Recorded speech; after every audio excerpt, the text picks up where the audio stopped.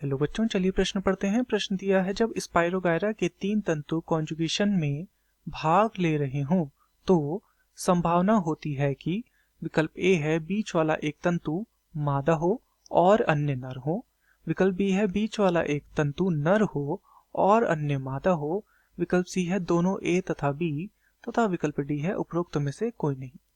तो इस प्रश्न में हमसे कॉन्जुगेशन के विषय में पूछा गया है। स्पाइरोगायरा में यदि जो कॉन्जुगेशन होता है उस विषय में हमें बताना है। तो इस प्रश्न की जो मुख्य अवधारणा है वह कॉन्जुगेशन के विषय में है। कॉन्जुगेशन, तो चलिए हम सबसे पहले समझते हैं कि कॉन्जुगेशन क्या होता है। तो कॉन्जुगेशन एक लैंगिक जनन की विधि है। लैंगिक जनन की ये क्या है? एक विधि है। वहीं जो स्पाइरोगायरा होता है, स्पाइरोगायरा उसमें क्या देखने को मिलता है? उसमें यहाँ पर 2 प्रकार का संयुग्मन या कॉन्जुगेशन देखने को मिलता है। जब उसमें लैंगिक जनन होता है तो ये 2 प्रकार कौन कौन से हैं, इन्हें हम देखते हैं। तो ये 2 प्रकार हैं। पहला तो इसमें है सीढ़ी नुमा संयुग्मन। सीढ़ी नुमा संयुग्मन इसमें देखने को मिलता है। दूसरा जो इसमें देखने को मिलता है पार्श्व संयुग्मन इसमें देखने को मिलता है।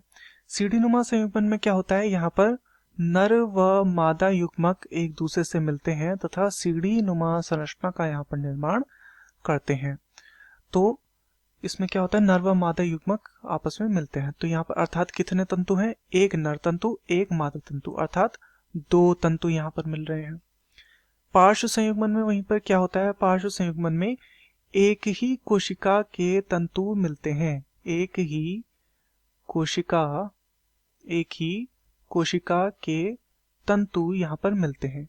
इन तंतुओं में एक नर की भांति व्यवहार करता है, एक नर की भांति तथा एक मादा की भांति। तो यहाँ पर भी कितने तंतु मिले? यहाँ पर भी 2 ही तंतु मिले। एक नर तंतु की भांति जो व्यवहार करेगा और दूसरा जो मादा तंतु की भांति व्यवहार करेगा। तो 2 ही तंतु यहाँ पर मिले।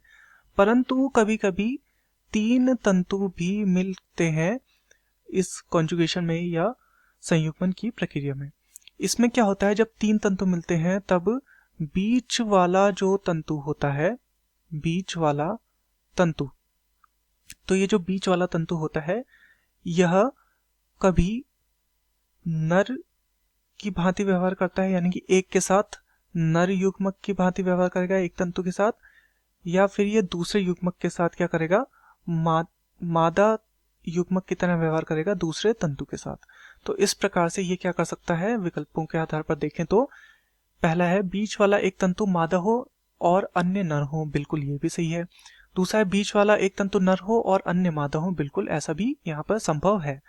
तो विकल्प सी है, ए व बी दोनों। तो ये हमारा ज्यादा सही उत्तर है क्योंकि इसके अंतर्गत ये दोनों विकल्प आ जा रहे हैं।